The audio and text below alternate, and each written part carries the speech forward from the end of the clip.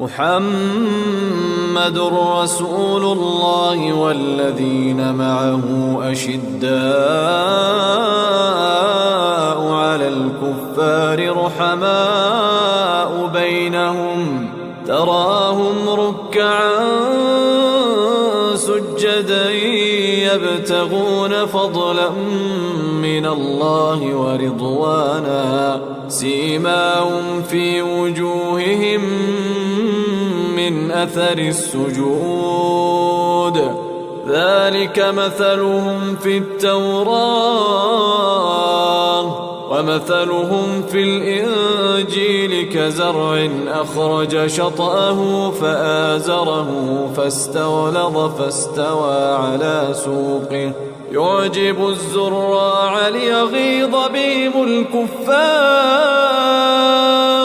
وعد الله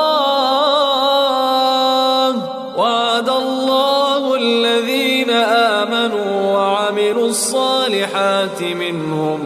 مغفرة وأجرا عظيما.